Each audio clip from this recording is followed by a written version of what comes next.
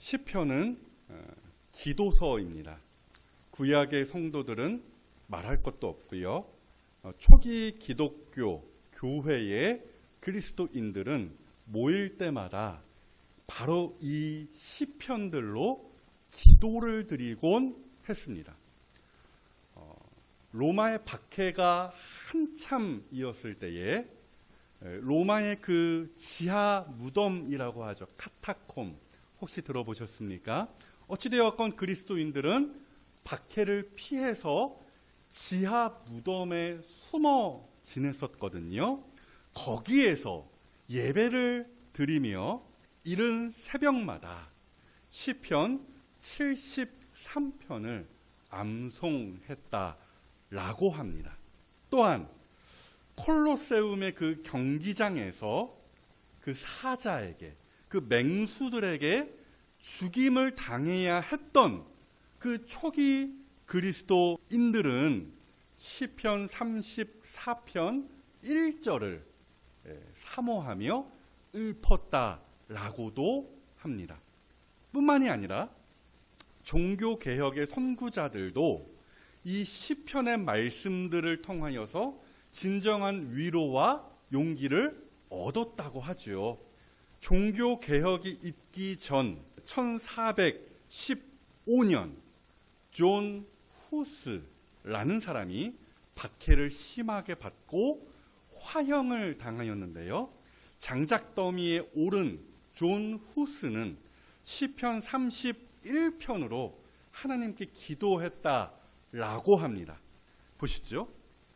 여호와여, 내가 주께 피하오니 나를 영원히 부끄럽게 하지 마시고 주의 공의로 나를 건지소서, 구원하소서, 나를 천국으로 인도하소서. 그 기도를 드리는 거예요.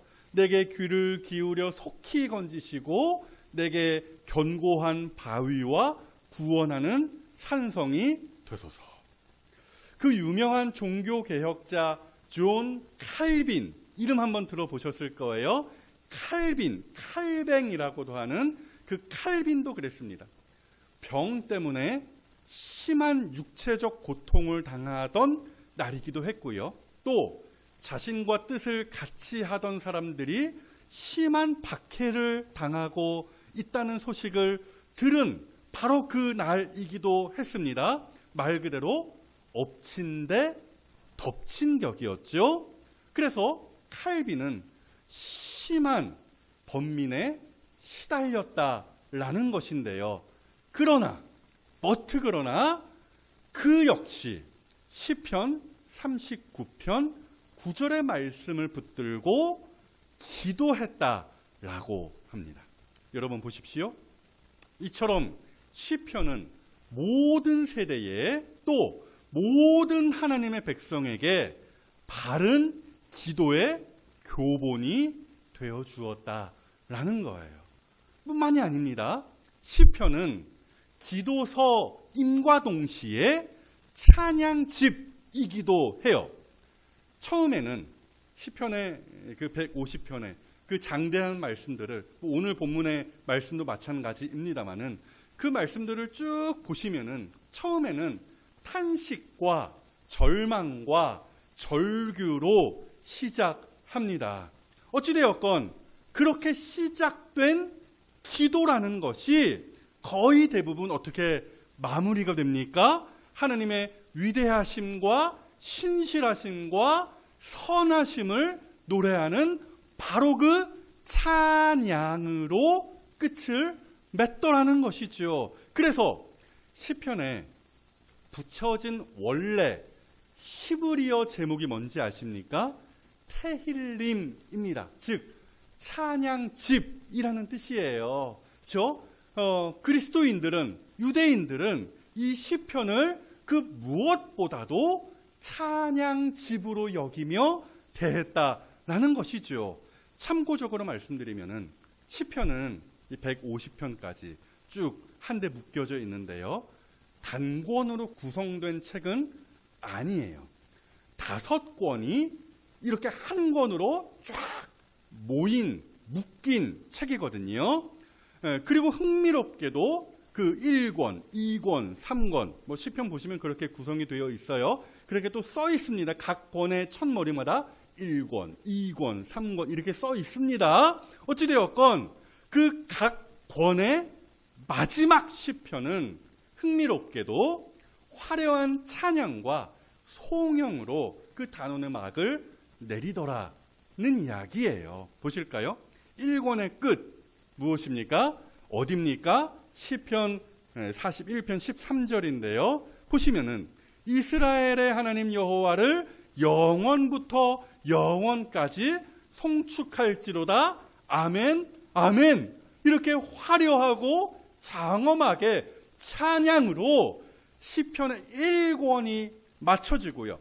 2권의 끝도 마찬가지예요. 72편 19절이죠. 그 영화로운 이름을 영원히 찬송할지어다. 온 땅에 그의 영광이 충만할지어다. 아멘, 아멘.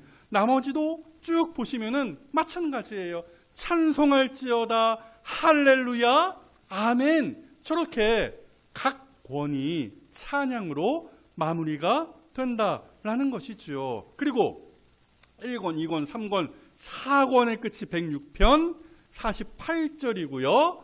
5권의 끝 150편이죠. 정말 화려합니다. 시편 150편 전체가 저렇게 찬양으로 도배가 되어 있는 것이죠. 보세요. 제가 두꺼운 글씨로, 굵은 글씨로 찬양에 해당하는 글씨를 저렇게 표기를 해 두었는데요. 할렐루야, 찬양하며 찬양할지어다, 찬양하며 찬양할지어다. 그렇죠? 1절부터 끝절까지 150편 전체가 찬양으로 도배가 되어 있다더라는 이야기예요. 자, 오늘 우리가 살펴볼 시편도 이와 같은 흐름을 타고 있습니다. 비록 시작은 탄식으로 하나 결국 기도와 더 나아가서 찬양, 그렇죠? 기도와 찬양의 파노라마가 본 시편에 쫙 펼쳐져 있는 것이죠. 본문 1절, 2절을 한번 보실까요? 쉬운 성경으로 제가 가지고 왔는데요. 보시죠. 오 주님, 언제까지 당신은 나를 영원히 무시하실 것입니까? 언제까지 주님은 나로부터 당신의 얼굴을 숨기실 것입니까? 언제까지 내 마음이 걱정에 가득 차 있어야 합니까? 언제까지 온종일 내 가슴에 슬픔이 있어야 한다는 말입니까? 언제까지 내 원수들이 나를 이길 것입니까? 뭡니까? 탄식이죠. 그렇죠? 절망이죠. 딱 봐도 시인은 무지하게 힘든 상황 속에 있는 것입니다. 뭐 때문에 이렇게 시인이 힘들어할까? 우리는 이 본문 가운데에서 크게 세 가지 이유를 꼽아볼 수 있겠는데요. 첫째, 무엇이냐? 하나님과의 관계가, 시인이 느끼기에 하나님과의 관계가 멀어진 것 같아 보였기 때문입니다. 여러분 잘 들으십시오. 실제로 하나님께서 시인을 버리시고 멀리 도망가신 것은 아닙니다. 시인이 보기에, 잘 들으세요. 시인이 느끼기에 그랬다라는 거예요. 여러분 우리는 착각하시면 안 돼요. 하나님은 신실하십니다. 변함이 없으십니다. 그러하기에 늘 그 자리에 계시는 거예요. 다만 뭐가 왔다 갔다 하는 거예요? 우리의 마음이, 그렇죠? 왔다 갔다 하는 거예요. 내 맘대로 생각을 하는 것입니다. 그래서 답답해하고 삐지고 낙심하는 거예요. 어찌되었든 시인은 느끼기에 하나님이 자기를 멀리 하신 것 같다 한 것이고요. 하나님이 자기를 버리신 것으로 착각했다, 그 얘기예요. 그래서 시인이 이토록 힘들어하고 있었다라는 말씀이죠. 그리고 둘째, 시인이 무엇 때문에 힘들어했습니까? 육체적, 심적 고통 때문에 힘들어했습니다. 정확한 것을 다 따질 순 없지만 어찌되었건 시인은 무지 괴로워하고 있는 거예요. 본문에는 마음의 걱정과 슬픔이라고 되어 있는데 아마도 이 모든 번민은, 이 고통은 육체적 질병으로부터 나온 것이 아닐까, 그렇게 생각을 합니다. 본문의 전반의 흐름을 통하여서 그렇게 파악할 수 있다라는 거예요. 어찌되었건 시인은 병들어서, 그렇죠? 육체적 병이든 마음의 병이든 하여튼 병들어서 심히 힘든, 다운되어 있는 형편 속에 있었다라는 이야기죠. 그리고 셋째, 시인이 무엇 때문에 힘들어했습니까? 시인을 괴롭히던 사람들이 그렇게 많았다라는 거예요. 역시나 정황을 정확하게 우리가 파악할 수는 없으나 어찌되었건 시인은 대적들에게서 생명의 위협을 당하고 있었던 그런 처지였던 것 같아요. 그러니까 보십시오. 시인은 완전히 외톨이와 같았던 거예요. 사면초가라고 하죠. 사방이 막혀있는 그런 형편 속에 있었다라는 것이죠. 하나님이 자기를 버리신 것 같아서 괴롭고, 또 몸과 마음의 병이 들어서 괴로웠고, 뿐만 아니라 대적들은 그 틈을 타서 시인을 죽이려고 덤비고 있는 그런 처지였다라는 말씀이지요. 그럼에도 여러분 보십시오. 시인이 뭐 하고 있는 것입니까? 본 시편 가운데에서 뭐 하고 있어요? 기도하고 있는 것이죠. 이것이 바로 오늘 설교의 핵심이 되는 것이에요. 본문 3절, 4절 이어서 보시죠. 여호와 내 하나님이여 나를 생각하사 응답하시고 나의 눈을 밝히소서. 두렵건대 내가 사망의 잠을 잘까 하오며 두렵건대 내 원수가 이르기를 내가 그를 이겼다 할까 하오며 내가 흔들릴 때에 나의 대적들이 기뻐할까 하나이다. 여러분 보십시오. 시인은요 딱 세 가지 간구를 저 본문 가운데에서 하는데요, 참으로 신비롭게도 그 기도의 제목이 딱 탄식의 내용과 정확하게 맞아 떨어지더라는 사실을 오늘 이 본문을 통하여서 우리가 발견하는 것이죠. 그래서 오늘 설교의 제목이 무엇입니까? 탄식이 기도의 제목이 되다. 그 탄식의 마음이 그대로 기도로 전환되는 꼴을 오늘 우리가 이 시인의 모습을 통하여 발견하더라는 거예요. 그래서 시인이 뭐라 하나님께 간구하였습니까? 첫 번째 간구가 이것이에요. 따라해 보십시오. 하나님, 나에게 응답하소서. 저기 3절 다시 보시면은, 위에 보시면은 뭐라고 되어 있냐면은 나를 생각하사 응답하시고, 이게 첫 번째 기도의 제목이에요. 어찌되었건 생각하사라고 되어 있잖아요. 저 부분을 그 원문의 의미를 잘 살려서 다시 설명드리면은 날 좀 바라봐 주세요입니다. 날 좀 보소, 날 좀 보소, 뭐 그런 거 있잖아요. 그렇게 간절히 하느님께 메어달리고 있는 것이죠. 그러니까 저 앞에 1절에서 시인은 하나님이 자기를 무시한다고, 자기를 쳐다보지 않으신다고, 얼굴을 자기에게서 숨기셨다고 탄식했잖아요. 그러면 내가 하나님 말고 딴 데 기댈 곳 없을 것 같아? 나 삐졌어. 뭐 이럴 법도 한 거잖아요. 그런데도 시인은 그러지 않았다라는 거예요. 도리어 시인은 뭐하고? 기도하며, 그렇죠? 기도의 자리로 나아가면서 하나님이 없이는 내 인생이 아무것도 아닙니다 라고 고백하며 저렇게 간절히 간구하고 있더라는 이야기죠. 사랑하는 여러분, 우리 인생에 있어서 최우선의 과제가 뭔지 아십니까? 그것은 하나님과의 막히고 소원한, 즉 멀어진 관계를 회복하는 일입니다. 하나님과 늘 가까이 하며 그와 동행하는 것, 그것이 그 어떤 것보다 우리 인생에 있어서 중요한 일이다 라는 말씀이에요.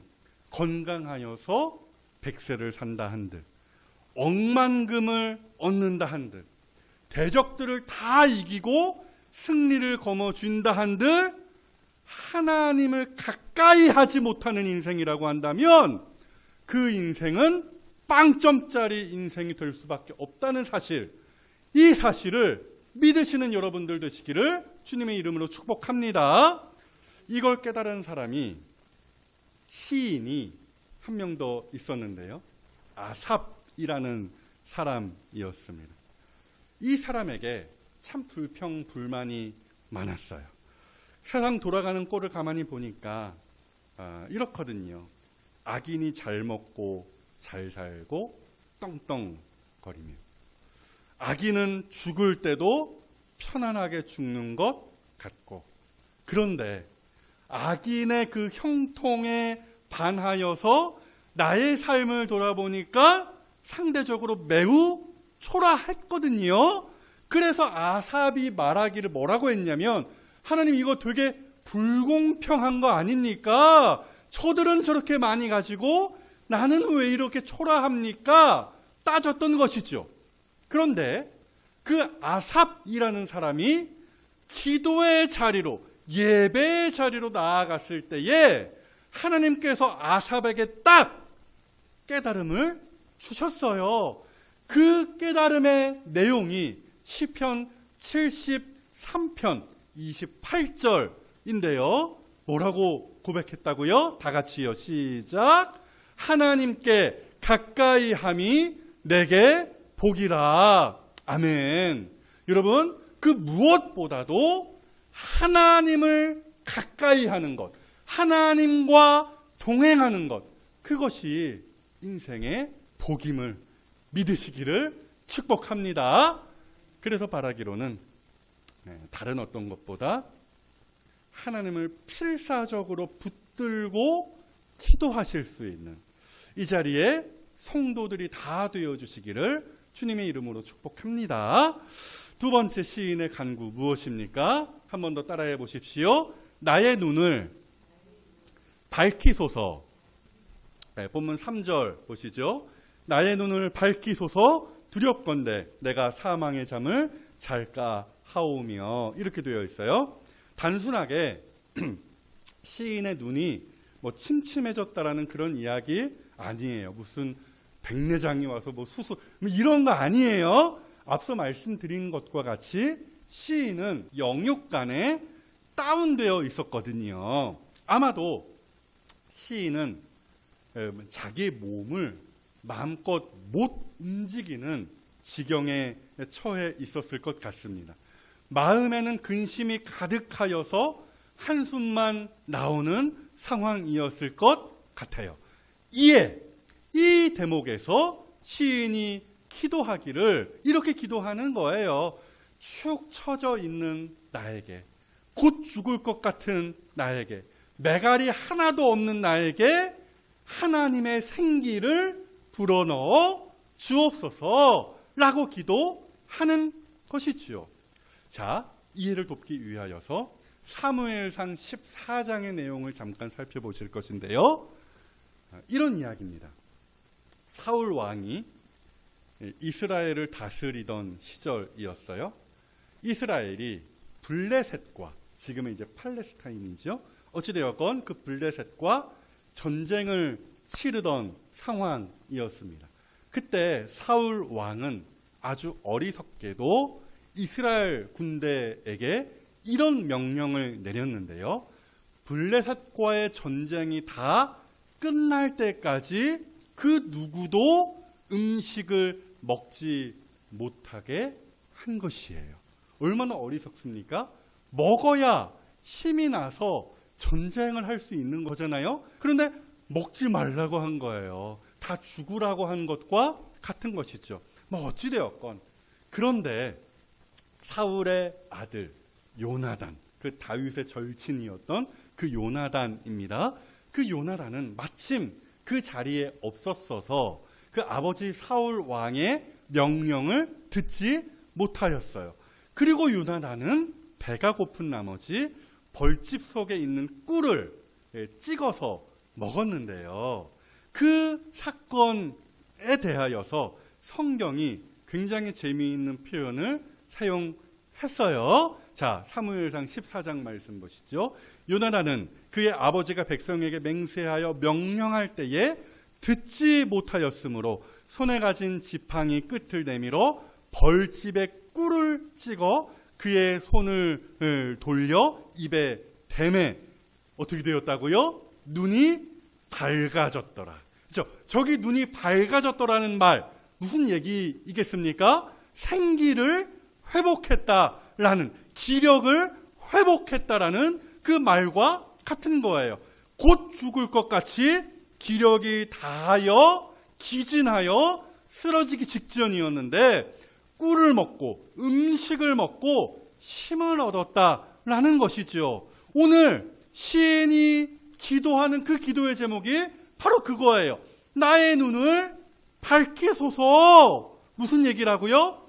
죽은 것과 같은 나의 몸뿐만 아니라 나의 영혼을 소생, 회복시켜달라고 하나님께 간구하고 있는 것입니다.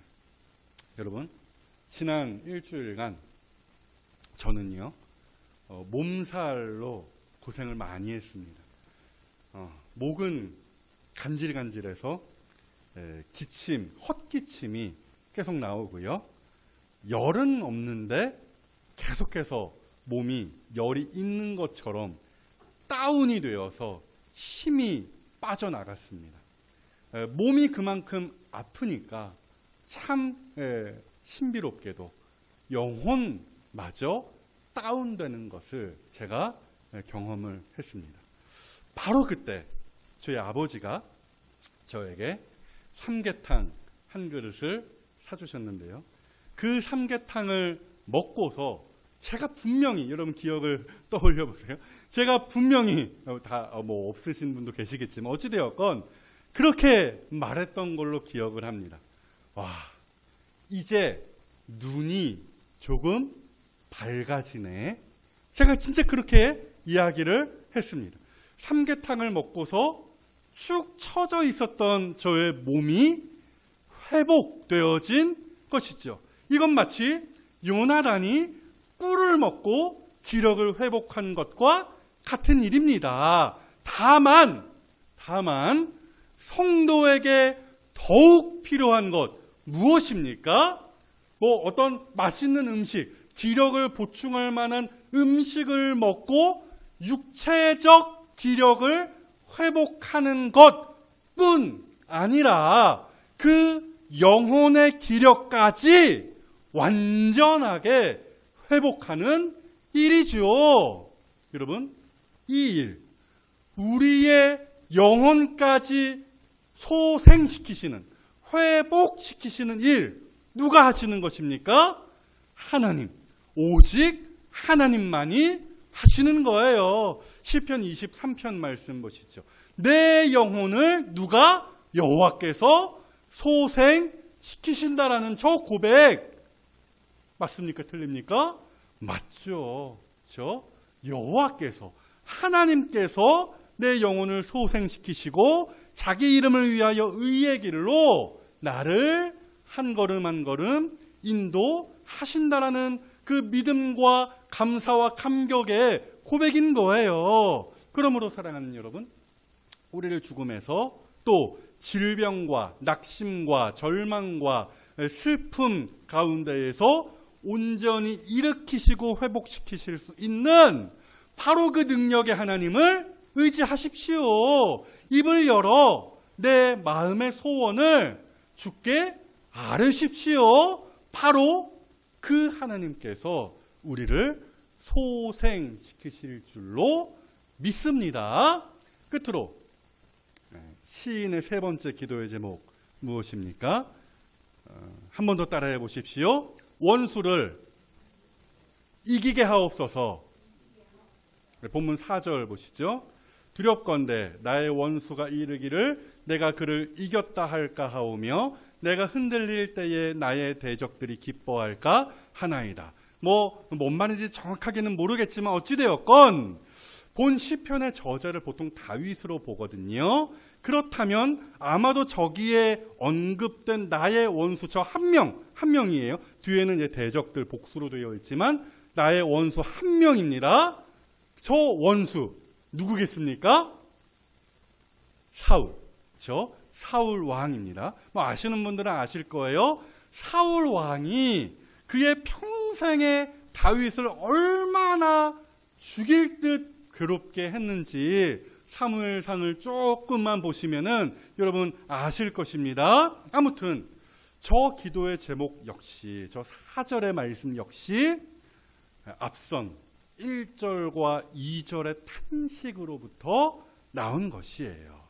아까 시인이 2절 끄트머리에서 뭐라고 탄식을 했냐면 내 원수가 나를 언제까지 이기게 내버려 두실 것입니까? 라고 했죠. 그러니까 시인은 그 탄식의 마음을 그대로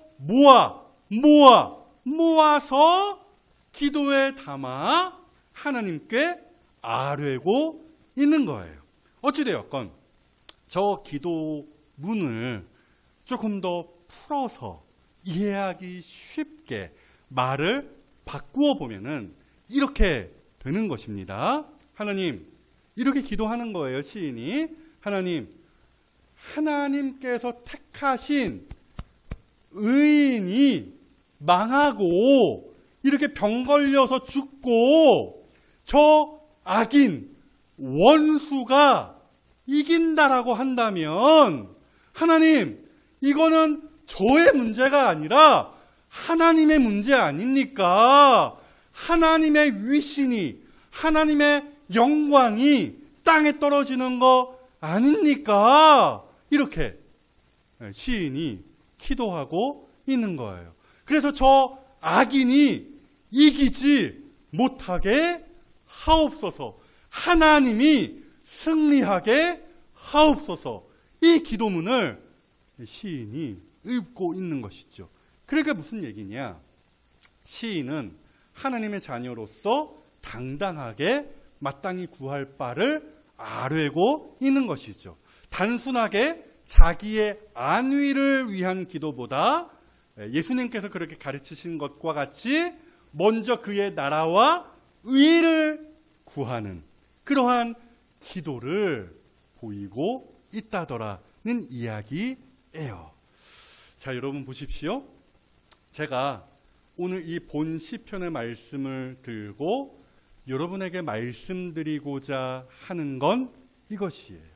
시인은요, 그 근심과 탄식과 절망과 곤고함을 그대로 기도로 승화시켰다라는 이야기입니다.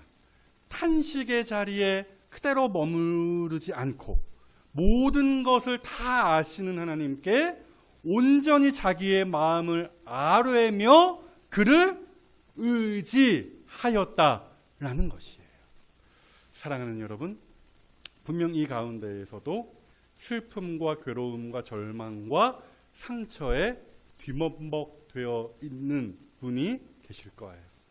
하나님의 은혜가 나에게서 너무 멀어서 하나님이 나를 버리신 것은 아닌가 착각을 하고 계시는 분도 계실 거예요. 원수 마귀는 이때다 하면서 더욱 나를 세차게 벼랑 끝으로 몰겠죠. 때로는 사람을 통하여서 시험이 오기도 하는 것입니다. 그 상황 속에서 어찌 기진할 때가 없겠습니까? 그럼에도 축복합니다. 사랑하는 여러분, 부탁드려요. 탄식과 낙심의 그 자리에 그대로 주저앉아 머무르지 마시고 털고 기도의 자리로 나아가시는 여러분들 다 되시기를 주님의 이름으로 축복합니다. 주님을 가까이 하는 것이 너무나 힘들고 당장은 고통스러운 일 같아 보이지만 그 끝에는 소생의 복이 있음을 믿으시는 이 자리에 성도들이 다 되시기를 주님의 이름으로 축복합니다. 정리해 보겠습니다. 시인은 결국 확신에 찬 고백을 하나님께 드립니다. 사실 상황은 변한 게 하나도 없는 것 같아요. 그럼에도 시인은 찬양의 자리로 나아가더라는 이야기죠. 5절, 6절 이어서 보십시오. 나는 오직 주의 사랑을 의지하였사오니 나의 마음은 주를 기뻐하리이다.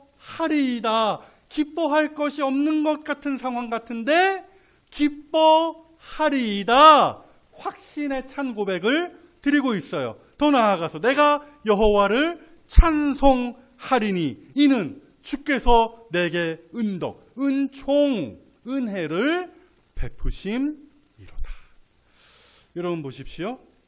그 모든 탄식과 또 기도가 마침내 찬양으로 바뀌는 순간이 바로 저깁니다.